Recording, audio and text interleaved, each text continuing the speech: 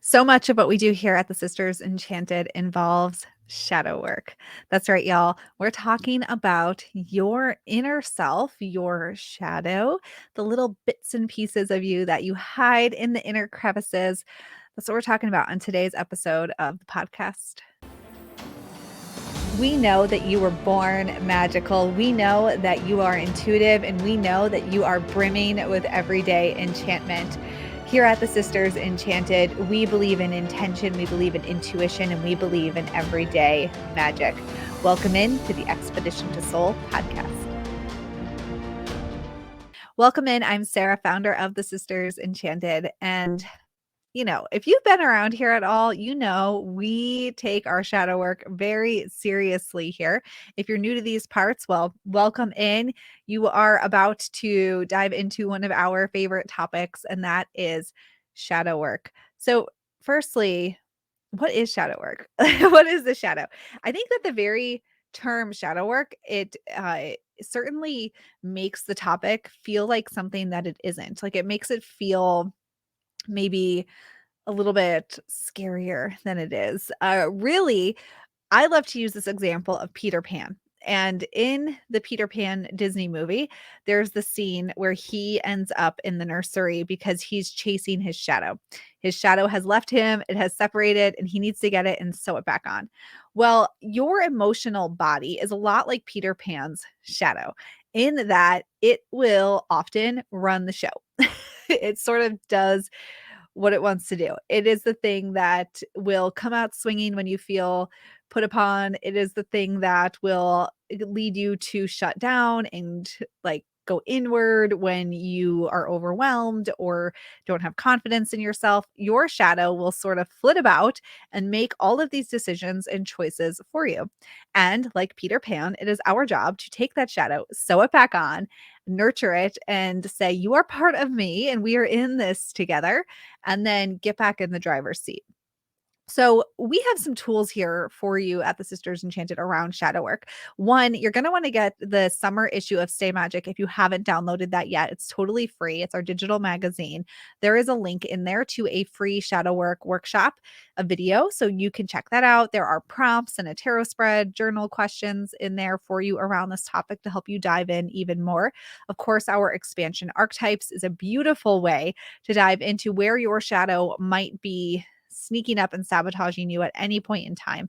Once you identify your expansion archetype and know whether you're in the expansion or constriction energy of that archetype. Of course, astrology, our holistic witchery program, my newborn magic book. Like we've got so many resources for you around shadow work.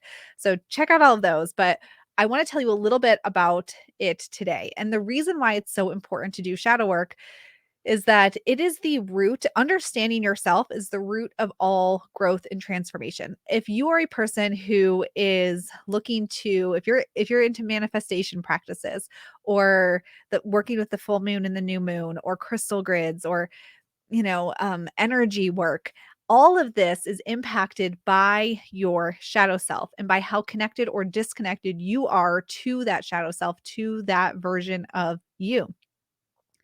And so doing shadow work helps you to see why you don't already have what you have, where you might be holding yourself back, what stories you need to rewrite before you are open to receiving and writing a new version of the story. So the shadow self, that term comes from Carl Jung, a famous psychologist. If you've studied psychology or you're into any archetype work or even in tarot and oracle cards, astrology, you may have heard his name. He's quite famous. And he talks about the shadow as being the repressed or denied parts of self. So it really is the pieces of you that you deny uh, or you shove down and keep hidden. There is also a person in the 80s who was a sociologist, philosopher, like amongst some other things.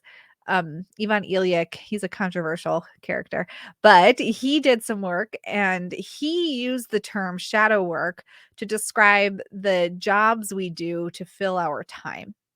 So I love to bring these two ideas together because with shadow work, it's not just about understanding, who you are and the stories you hold that create who you are, but it's also understanding how you are living in shadow today in the present, and what you could do to change that to live a life that feels more authentic, alive, and brimming with magic. So we all feel like we have very busy lives and schedules. But it is my contention that much of that busyness is all stuff that we are filling our time with to not have to spend time with ourselves, to sort of be busy. And then when we are having time with ourselves, we spend it scrolling social media or, watching hours of television or just like, I don't know, wasting away. Now, that's not to say that some of that's not great sometimes. Like, don't get me wrong, a Saturday on a rainy day and watching your favorite movies back to back is all well and good. It becomes a an issue that I would bring up in terms of your shadow self when you feel like you don't have time to do the things that you would love to do, yet you're simply filling your time with things that are not in alignment with that. And we're not seeing that as truth. That is when your shadow self is at play. We can also see this by what we commit to. So, over committing to other people, saying yes to all kinds of projects to help people, to volunteer, to take on extra work at work, and really filling that time to prove your worth rather than filling that time with the things that make you feel like your life is yours and alive and so amazing. That there's shadow work to be done there, because why are you doing that? What part of you feels like you are not worthy, like you must people please, you must say yes, and you cannot prioritize yourself. So the things that we fill our time with are a pretty clear indicator. And the fact that we are filling our time, if you are, is a pretty clear indicator that you have, like, you're living in shadow right now, that you have not moved out of some shadow element within your life. So, a question for you around this, just to kick things off here with your own shadow work right now, live in real time, would be to consider the question, what are your distractions currently? What are you filling your time with that is actually avoidant of what you want to be doing with your life? I'll see this often too as like a person who maybe wants to learn to sew, for example. Maybe someone really wants to make a quilt. And so they spend hours and hours and hours watching quilting YouTube videos and walking around the fabric store, but they never actually start to do it. And there's a part of them that feels like they might fail, or like they aren't going to get it right. It's not going to be perfect. Or like, who are they to do this thing? Like, they should be doing other things. And so we make the process of wanting to do it take time and never actually do it. I see this too with people wanting to start businesses. As a business owner myself, people come to me frequently asking for, like, well, what is the secret? What do I need to do?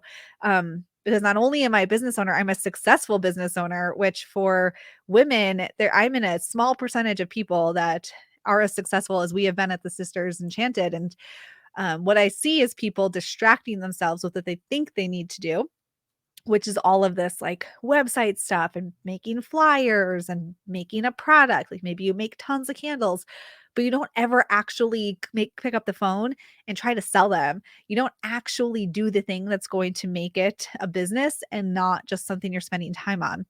Um, and in that way, your shadow is creeping up. Uh, and the same with somebody who maybe follows all these yoga people on Instagram, but never actually does yoga.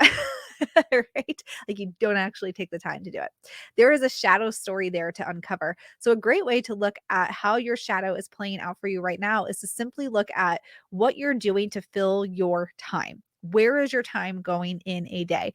And if it's not on things that are in alignment with what you want to be doing, with the life that you want to be living, with things that fill you up energetically, then there is a shadow story to uncover in your life in this present time. Now, these shadows in our present are fueled by experiences from the past. And then our present, what we're doing right now, and the healing work that we are or are not doing, is creating the future. So, if we are not doing the shadow work, we're creating a future wherein we are just in that same loop again and again and again. And to manifest what you want, to create what you want, to live a life that feels utterly enchanted and brimming with magic, you must break that loop wide open. And you do that by doing shadow work. Societal expectations, that is another reason why we will sort of just live in this shadow place, because we feel like failures if we aren't meeting societal expectations.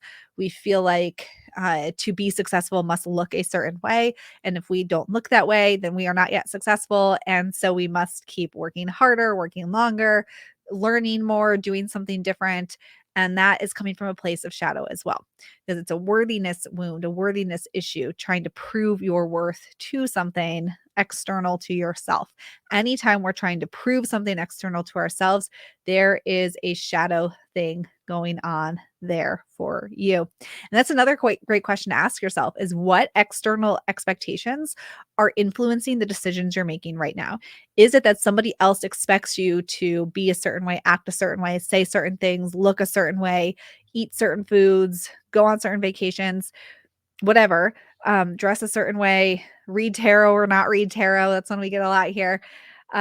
Practice your religion in a certain way, whatever that is. Is there a societal expectation that is leading you to make decisions that don't feel like they are 100% aligned with the decision that you would make for yourself? And are you struggling to even hear what that is to begin with and trust yourself? Shadow work. Shadow work helps with all of this. Now, in our framework, the way we teach things here, we align shadow work with full moon energy and with the season of summer. So summer is rounding out here. We got a few more weeks left of summer if you're listening to this in real time. But under the light, under the warmth of the sun, that is when we see our shadows, right? So we want to harness this light, harness the energy of these light days to really look within and see what it is that we want to be doing with our lives as we move into the fall season and then towards the winter months, because it's during that time that we can start to put the pieces together in a different ways to cast the new year that comes up, right, in just a few months from now. So what is the shadow for you right now in this time? Where are you living in shadow? Where is there some shadow work that needs to be done? What is coming up for you from listening to this podcast episode today? Again, we have lots of free resources for you in our Stay Magic magazine. So if you've not downloaded that yet, make sure to download it. There's also a video link in there. Of course, all of our books, our program, Holistic Witchery, like that class will bust you open in terms of shadow work. And like Peter Pan, you'll be sewing on like every individual part of your energy back on. It's so good. And it will really help you to rewrite this inner narrative or any stories that you're carrying with you. But we want to look at this energy right now in the summer season. And again, it's also a full moon energy. At the full moon, we hear a lot about what are you going to release? And you'll see people do like burning, they'll write something on a piece of paper and burn it to release it. But when we release, we leave space behind. And so what are we filling that space with? And if you aren't doing the shadow work at the full moon around release, and then you are consciously aware of what you're filling it with, it will fill back up with more shadow. So we release and we create in conjunction at a full moon. So we're making space and filling it with what? And that's why we do shadow work, so that we know what we're filling it with and we know exactly why we're releasing what we released. All right. Perfect time to do this. Again, with a couple more weeks left of summer, grab your Stay Magic magazine. It is a great resource for this. It's totally free. And then, of course, my new book, which is out now for pre-order, Born Magic, will help you to understand where some of these stories might be coming from that are sort of creeping up from your inner shadow self. So you can grab that as well, which is a helpful resource too on this journey on shadow work and coming back home to yourself. All right. I hope you have some little things clicking into place from today's episode. Actually, let me pull you a card. Let's do this. Maybe this will be a thing. I'm going to pull you a card to leave you with here. This is my Halloween tarot. What do I got? The Eight of Bats. Oh, it's a perfect card. In the Halloween tarot, this is the Eight of Swords, the Eight of Bats. And in the traditional imagery, it's a person standing inside a ring of 8 swords, and they're kind of blindfolded. It's this like ribbon wrapped around their body. And the idea is that the person inside the swords circle thinks that they're caged there and that they can't they can't get out, right? But what we see is that there's actually an opening in front of them and that the ribbon is only loosely tied so they could just shimmy their way out of it and step out of this cage at any time. My sister Anna, the co-founder of the Sisters Enchanted, likes to remind me often that when we're in a cage, it's a cage of our own creation. And she says it to me all the time, that I'm in a cage of my own creation.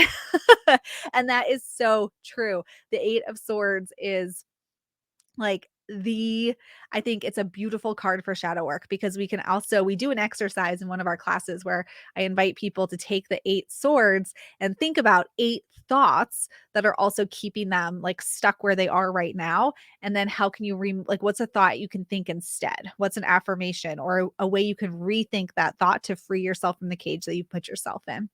Beautiful card. I love how the tarot never lies, y'all. The tarot never lies. All right. Thank you for listening to today's podcast episode. If you like it, share it with a friend. Sharing is caring. This helps us reach more people. And as a small business, that is the hardest thing for us to do and the most imperative thing for us to do. So share it out. Leave us a review. Like it on wherever you're listening to this so that more people see it and it lets the world know that you like what we're doing here at the Sisters Enchanted. And until next time, I hope that you have an enchanted rest of your day ahead. If you liked this episode of the Expedition to Soul podcast, please rate, review, subscribe. If you're listening on Apple Podcasts, it will really help us spread everyday magic, intention, and intuition to the masses and helps us so much as a small business. Be sure to hit that subscribe button on your favorite podcasting platform so you never miss an episode. There are new episodes every Tuesday. And as always, thank you so much for listening and being part of the community here at the Sisters Enchanted. And we'll see you in the next episode.